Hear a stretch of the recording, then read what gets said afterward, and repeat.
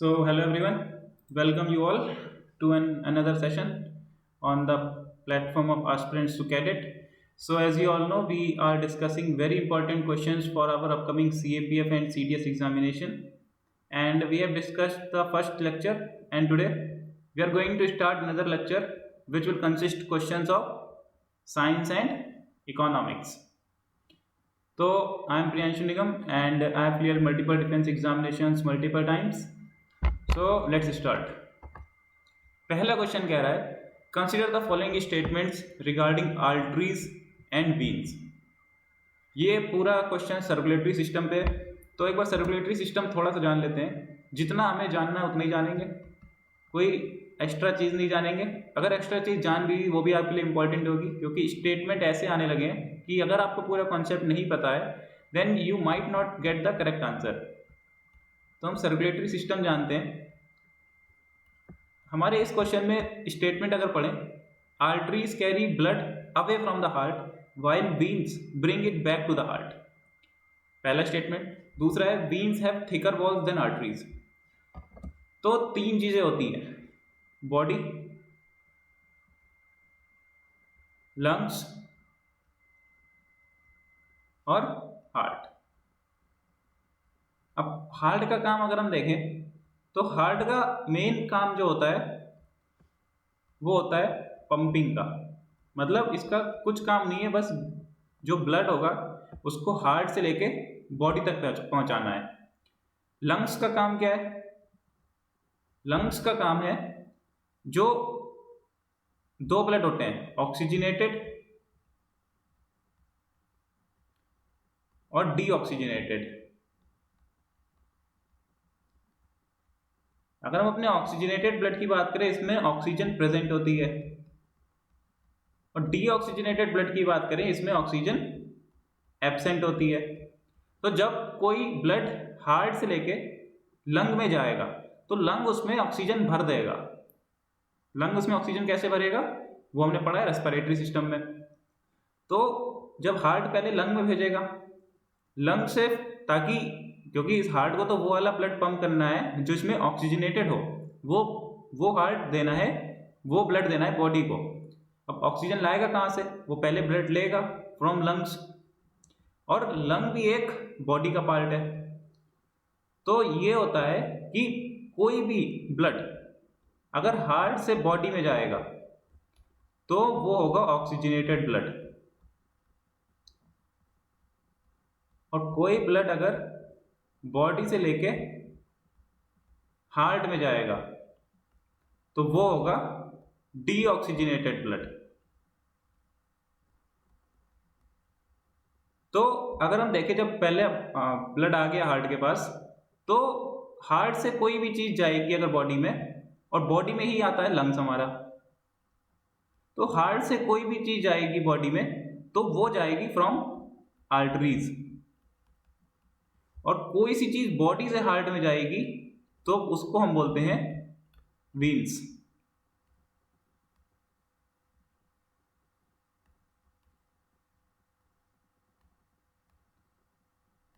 कोई सी चीज बॉडी से लेके हार्ट में जाएगी तो उसको हम बोलेंगे वीन्स, और जो चीज हार्ट से लेके बॉडी में जाएगी उसको हम बोलेंगे आर्टरीज। तो एक बार ब्लड अगर आ गया, फिर उसे बॉडी पास जाना है, तो बॉडी पास पहले वो ब्लड हार्ट से लेके लंग में भेजेगा ताकि उसे ऑक्सीजन मिल सके। पर हमने देखा कि हार्ट से सिर्फ अपना ऑक्सीजनेटेड ब्लड जा सकता है, पर पहले तो उसे अपने लंग्स के पास भेजना पड़ेगा। मतलब हार्ट से लेके, और लंग एक हमारा क्या है, बॉडी का पार्ट, मतलब हार्ट से लेके लंग में जा रहा है, मतलब हार्ट से बॉडी में जा रहा है, पर यहाँ पे ऑक्सीजन नहीं है इसके पास। मतलब ये आर्टरी का काम तो है, पर आर्टरी का काम सिर्फ ऑक्सीजनेटेड ब्लड को ले जाने का है। तो यहाँ पे इसका एक्सेप्शन आता है जिसे हम बोलते हैं पुल्मोनरी आर्टरी। तो जब पुल्मोनरी आर्टरी का काम आ गया यहाँ पे, अरे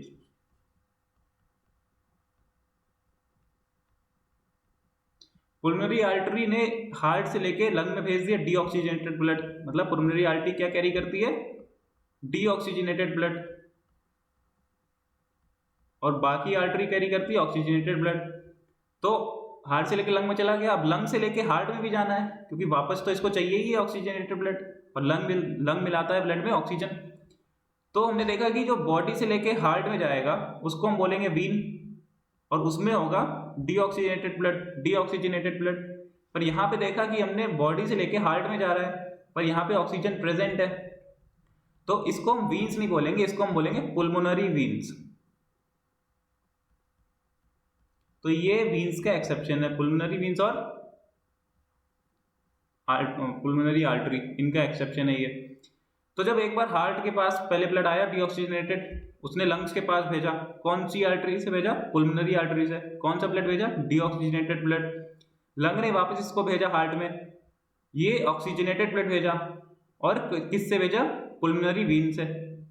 तो जब हार्ट के पास आ गया दोबारा, अब हार्ट ने भेजा बॉडी के अदर पार्ट्स को। अब यहाँ पे ऑक्सीजन है, क्योंकि ऑक्सीजन वाला ब्लड तो आ चुका है इससे। अब हार्ट बॉडी को भेजेगा ऑक्सीजनेटेड ब्लड, हार्ट से जब बॉडी में जाए और ऑक्सीजनेटेड ब्लड हो, वो किससे जाता है? हमारे आर्टरी से। अब फिर जब बॉडी ने यूज कर लिया, फिर बॉडी वापस हार्ट को भेजेगी। तो जब बॉडी ने वापस हार्ट को भेजा, तो कहाँ से गया? बॉडी से लेके हार्ट में डीऑक्सीजनेटेड ब्लड गया। कौन क्या लेके जाएगा उसे? वीन्स। तो ये इसका कॉन्सेप्ट है। इसके अलावा ये तो पूरा समझ लिया कि हार्ट, पल्मोनरी वीन और ये इन सबका काम क्या है। अब इसके अलावा अगर हम देखें कि जो हमारा हार्ट होता है, इसे हम बोलते हैं पंपिंग सिस्टम। मतलब जो चीज हार्ट से जाएगी उसमें ज्यादा प्रेशर होगा, और हार्ट से कौन सी चीज लेके जाती है? वो लेके जाती है आर्टरी। आर्टरी लेके जाती हैं। तो जब आर्टरीज लेके गई, तो आर्टरीज के पास ज्यादा प्रेशर होगा, क्योंकि हार्ट ने बहुत तेज पंप किया है। तो जब आर्टरीज की जो वॉल्स होती हैं, उसकी जो वॉल्स होती है वो थिकर होती हैं, ताकि वो ज्यादा प्रेशर को झेल सकें। वेरस जब वीन्स बॉडी से लेके हार्ट में जाती है, तो उसमें इतना प्रेशर नहीं रह जाता है, तो उसका जो वॉल्स होती हैं वो थिनर होती हैं। तो ये पॉइंट भी ध्यान रखना। पहले स्टेटमेंट पढ़ते हैं, arteries carry blood away from the heart while veins bring it back to the heart. तो हमने ये देखा भी था कि जो आर्टरीज होती हैं वो ब्लड को हार्ट से लेके बॉडी में ले जाती हैं, वीन्स होती हैं बॉडी से लेके हार्ट में ले जाती हैं। सो पहला स्टेटमेंट सही है हमारा। सेकेंड है, veins have thicker walls than arteries. पर हमने देखा कि आर्टरीज के पास, आर्टरी को ज्यादा प्रेशर झेलना पड़ता है, क्योंकि उसमें डायरेक्ट हार्ट से मतलब हार्ट से ब्लड आ रहा होता है। तो आर्टरीज की वॉल थिक्स होती हैं, वेरस वीन्स की वॉल हल्की होती है। तो our correct answer is option number A. चलते हैं नेक्स्ट क्वेश्चन पे अपने। Which of the following organic acids is abundant in grapes, tamarind and banana. तो इसको हम सबसे पहले एसिटिक एसिड की बात करें, एक एक ऑप्शन की बात करते हैं एक एक करके। तो एसिटिक एसिड किस में मिलता है हम लोगों को? एसिटिक एसिड मिलता है हमें विनेगर में। और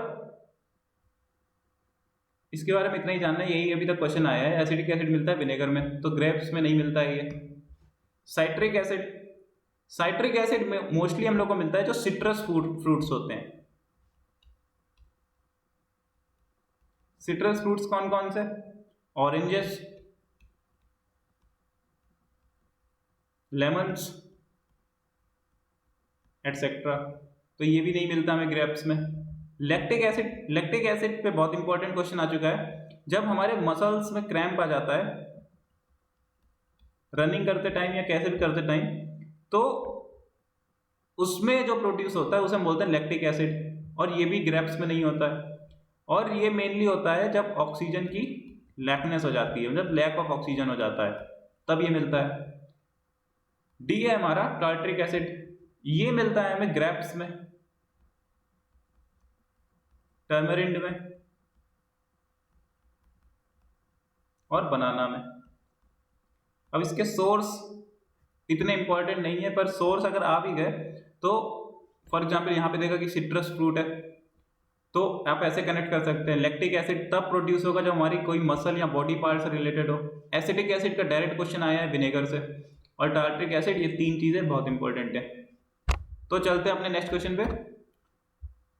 क्वेश्चन है with reference to differences between prokaryotic and eukaryotic cells consider the following statements. अब ये क्वेश्चन है प्रोकैरियोटिक और यूकैरियोटिक पे, तो हम इसे अपने डिफरेंशिएशन से समझ लेते हैं कि ये कैसे काम करता है। पहला है हमारा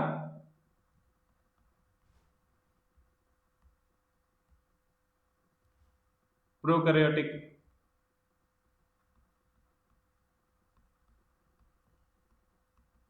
और दूसरा है हमारा यूकैरियोटिक।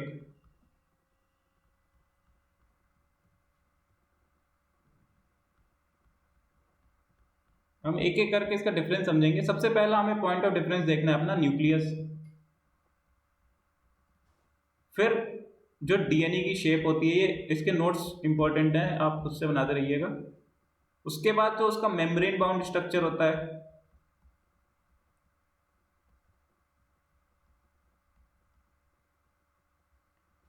फिर उसमें कौन सा राइबोसोम प्रेजेंट होता है। ये चीजें अभी तक हमारे एग्जाम में पूछी गई हैं, हम इसी पे अपना क्वेश्चन सॉल्व करेंगे। तो सबसे पहले अगर न्यूक्लियस की बात करें तो वो प्रोकैरियोटिक में एब्सेंट होता है, प्रोकैरियोटिक में न्यूक्लियस नहीं होता है। तो जब न्यूक्लियस नहीं होता है पर उसमें एक रीजन होता है जिसे हम बोलते हैं न्यूक्लियोइड रीजन, मतलब न्यूक्लियोइड रीजन वहां प्रेजेंट होता है जहां पे न्यूक्लियस एब्सेंट होता है। और यूकैरियोटिक में हमारा जो न्यूक्लियस होता है वो प्रेजेंट होता है, और जब न्यूक्लियस प्रेजेंट होगा तो उसकी जो मेम्ब्रेन होगी वो मेम्ब्रेन बाउंड होगा।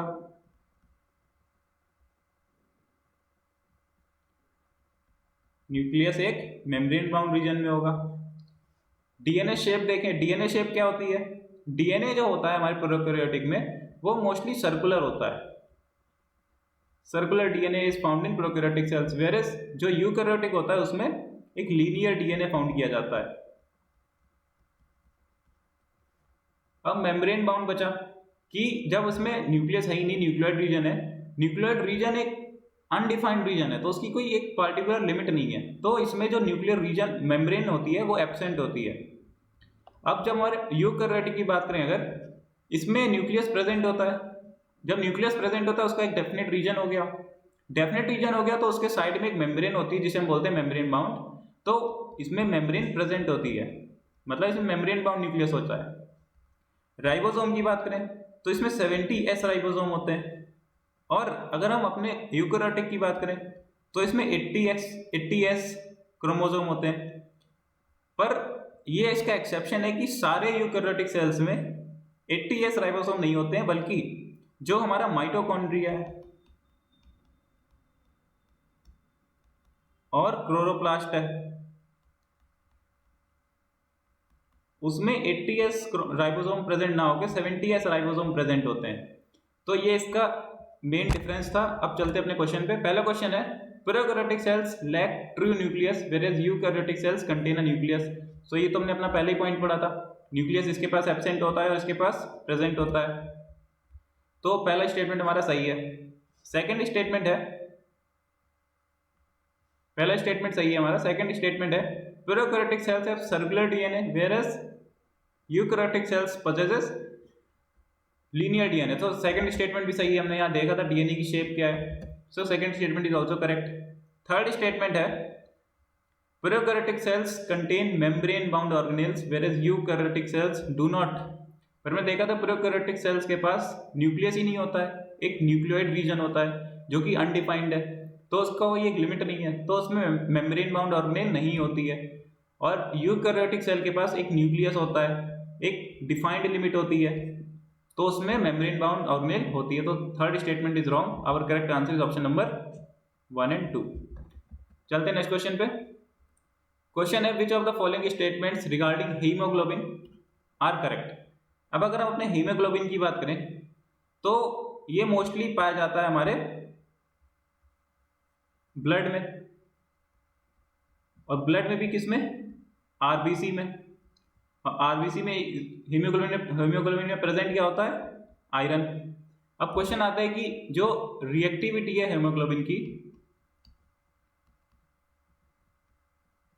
वो सबसे ज्यादा किसके साथ है, तो वो सबसे ज्यादा है कार्बन मोनोऑक्साइड के साथ, उससे कम है ऑक्सीजन के साथ, और सबसे कम है मतलब इन तीनों में कार्बन डाइऑक्साइड के साथ। तो ये भी यूपीएससी का प्रीवियस ईयर क्वेश्चन है, ये भी ध्यान में रखना है। चलते स्टेटमेंट पे। It is an iron rich protein present in red blood cells. तो this statement is absolutely correct, जैसे यहाँ बताया गया है। तो रेड ब्लड सेल्स को हम लोग क्या बोलते हैं? इसे हम लोग बोलते हैं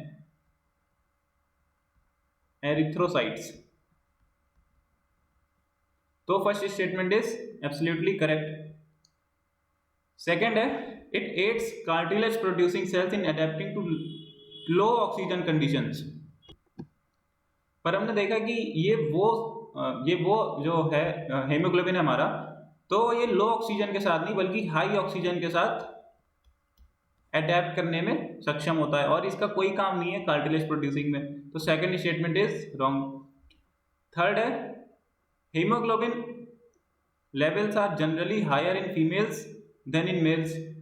पर अगर हम बात करें अपनी कि जो हीमोग्लोबिन के लेवल होते हैं, तो ये फीमेल्स में नहीं बल्कि मेल्स में ज़्यादा होते हैं एज कंपेयर टू फीमेल्स। अब इसका रीजन क्या है? क्योंकि जो मेल्स होते हैं उनमें आप सबको पता है एक हार्मोन होता है जिसे हम बोलते हैं टेस्टोस्टेरोन, वो प्रोड्यूस होता है, इस वजह से मेल्स में हीमोग्लोबिन का लेवल थोड़ा ज़्यादा है। तो third statement is also wrong. तो क्वेश्चन पूछा है which of the following is correct, यहाँ पे इनकरेक्ट होगा। सो correct answer option number 2 and 3।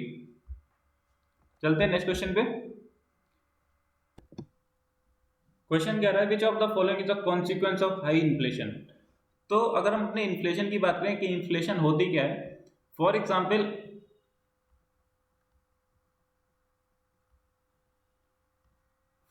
अगर आप आज कोई चीज 100 रुपए की खरीद रहे हैं 2025 में, और 2030 में ये चीज हो जाए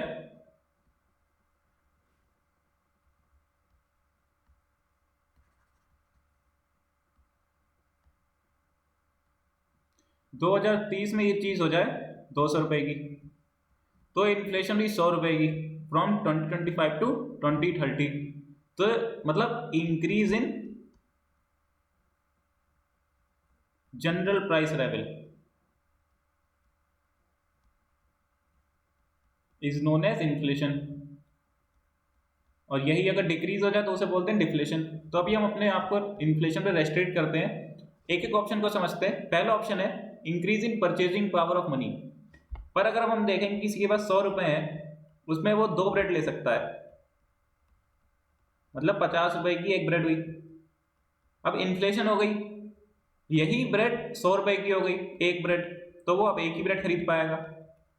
तो पहले वो 2 ब्रेड खरीद सकता था, अब वो एक ब्रेड खरीद पा रहा है, तो उसकी परचेजिंग पावर डिक्रीज हुई ना कि इंक्रीज। सेकेंड है decrease in cost of borrowing.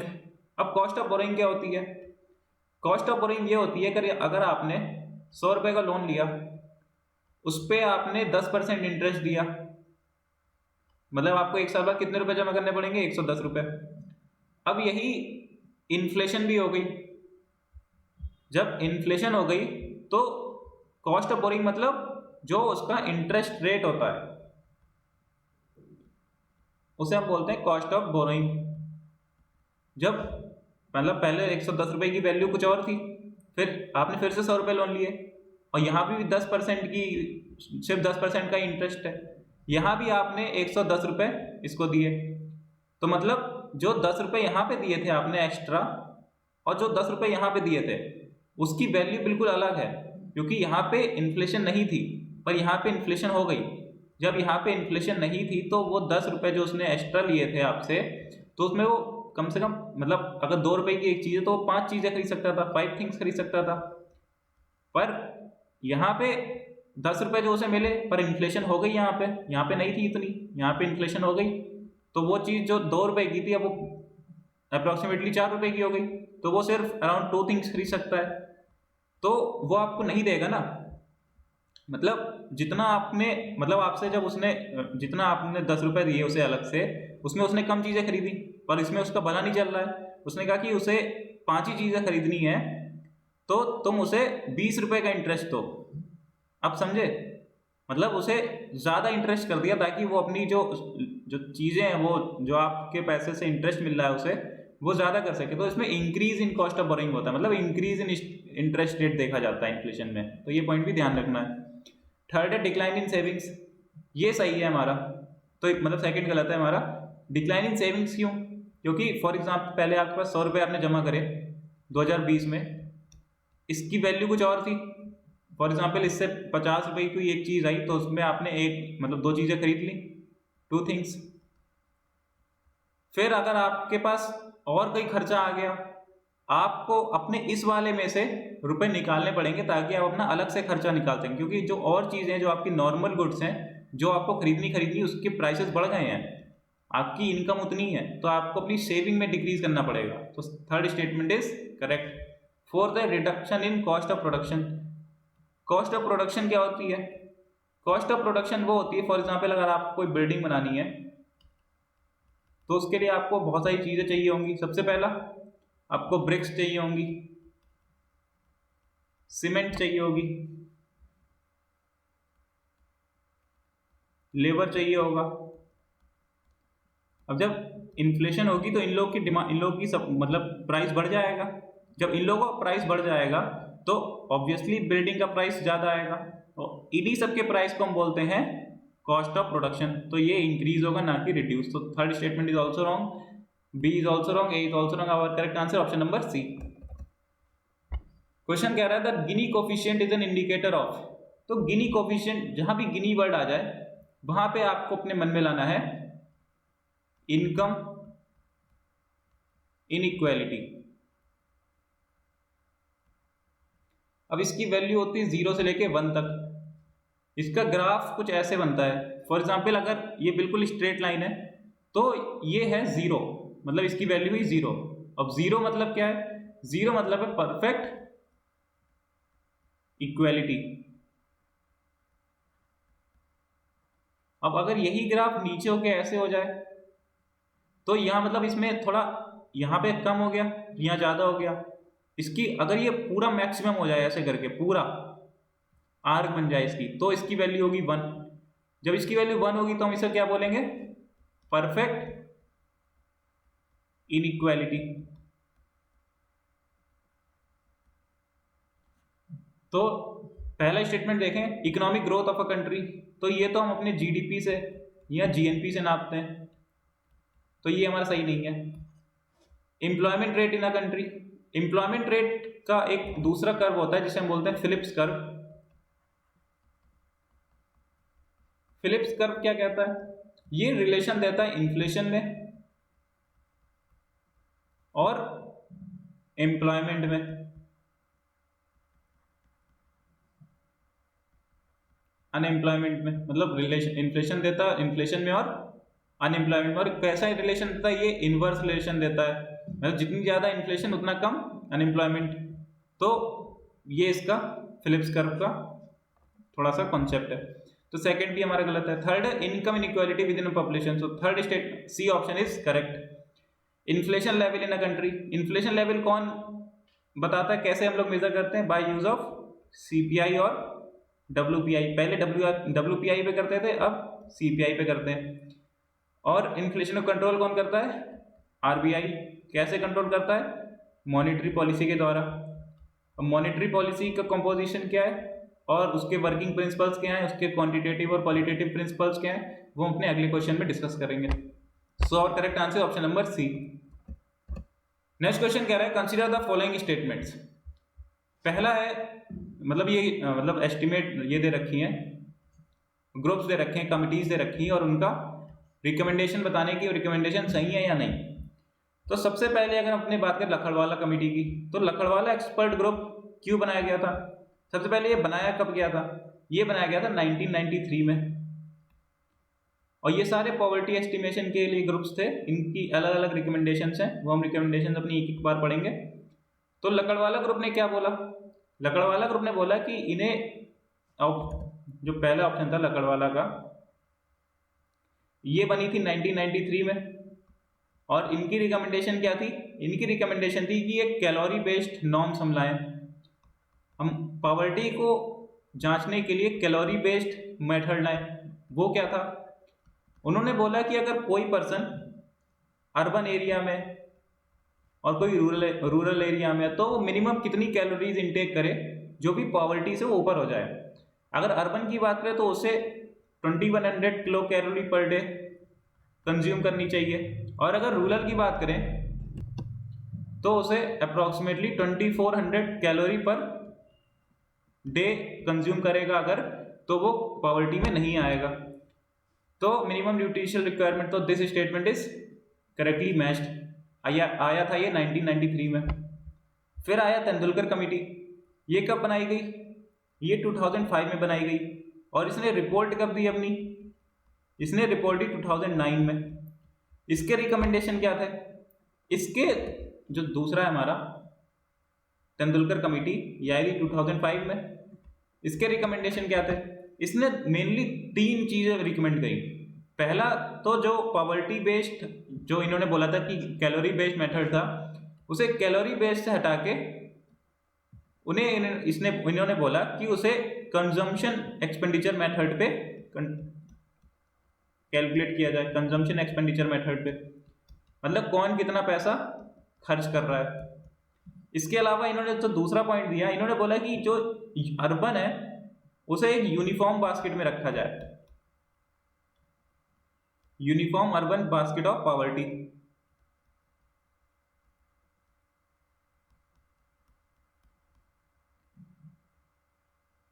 तो ये दो मेन इनके रिकमेंडेशन थे, अपने में दे रखा है तेंदुलकर ग्रुप के सामने, uniform all India urban poverty line basket. तो this statement is also correctly matched.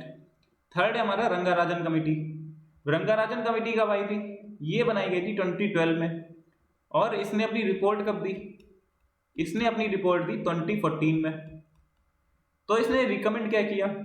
जो हमारे तेंदुलकर साहब ने बताया था कि जो all India urban poverty line basket है इसको यूनिफॉर्म किया जाए। इसका रंगाराजन ने थोड़ा सा डिफरेंट किया। इन्होंने बोला कि जो पॉवर्टी लाइन है ऑफ अर्बन एंड रूरल, इन्हें अलग अलग कंसिडर किया जाए, मतलब इन्हें सेपरेट कंसिडर किया जाए, इन्हें सेपरेटली कैलकुलेट करा जाए। तो ये इन्होंने बताया। इसके अलावा इनकी जो एक और रिकमेंडेशन थी, वो रिकमेंडेशन थी कुछ इस प्रकार से। इन्होंने बोला कि पॉवर्टी हम उस बेसिस पे नाप सकते हैं कि कोई पर्सन, कोई फैमिली एक मंथ में मंथली एक्सपेंडिचर कितना है उनका। अगर एक मिनिमम एक्सपेंडिचर वो कर रहे हैं मंथ में, then they are not under poverty line. तो इनमें लिखा है per capita consumption expenditure. So this statement is also wrong, क्योंकि इन्होंने पर कैपिटा का नहीं, एक पूरी फैमिली का मंथली एक्सपेंडिचर बताया था। तो third statement is wrongly matched. So correct answer option number B, only 2 pairs. चलते हैं नेक्स्ट क्वेश्चन पे। क्वेश्चन दे रखा है, consider the following statements. Grants for creation of capital assets are included in effective revenue deficit. अब अगर हम अपने इफेक्टिव रेवेन्यू डेफिसिट की बात करें,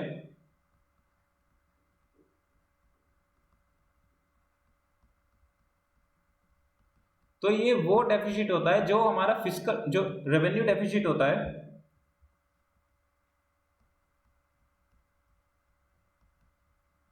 उसमें से हम माइनस कर देते हैं, सब्ट्रैक्ट कर देते हैं जितने हमने पैसे दिए ग्रांट्स फॉर जो एसेट क्रिएशन होते हैं। फॉर एग्जांपल हॉस्पिटल्स बन गए, रोड्स बन गई, इन सब चीजों के लिए किसे देते हैं हम लोग? To states. जितने भी सेंट्रल गवर्नमेंट ने स्टेट को दिया है पैसा फॉर एसेट क्रिएशन, उससे अगर माइनस कर दे रेवेन्यू डेफिसिट से, तो हमारा आंसर आता है इफेक्टिव रेवेन्यू डेफिसिट। तो पहला है grants for the creation of capital assets are included in effective revenue deficit. So this statement is correct. Second है high fiscal deficit indicates future liabilities for the government. अब fiscal deficit की अगर हम बात करें,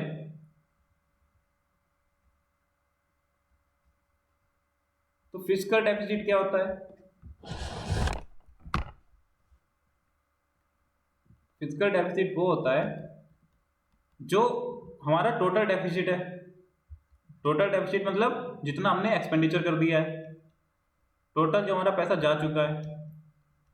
अब इसका फॉर एग्जांपल आपने किसी से 500 रुपये लिए, आपको उसे 500 रुपये देने, फिर आपने 500 रुपये देने के लिए जॉब कर ली या अपना कोई सामान बेच दिया, मतलब फॉर एग्जाम्पल कोई चीज बेची थी, सोल्ड, अब उससे आपको सिर्फ 100 रुपए निकले, इन सब चीजों से करके सारी चीजें आपने कर ली, पर आपके पास सिर्फ 100 रुपए आए, बचे कितने, मतलब 400 रुपए आ गए, बचे कितने, 100 रुपए।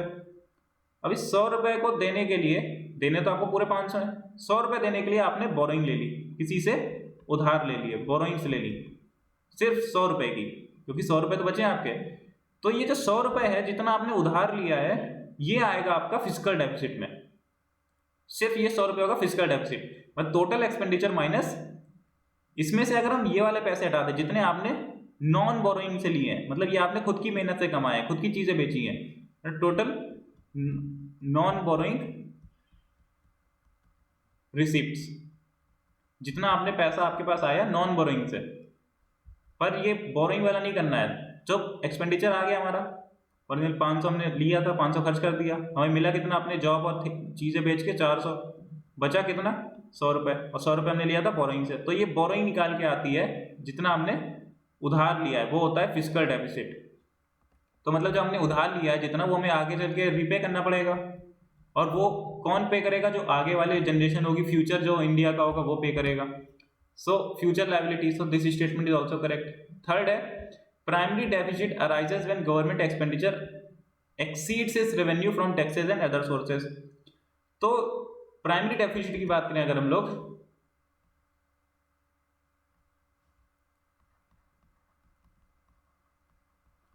प्राइमरी डेफिसिट क्या होता है,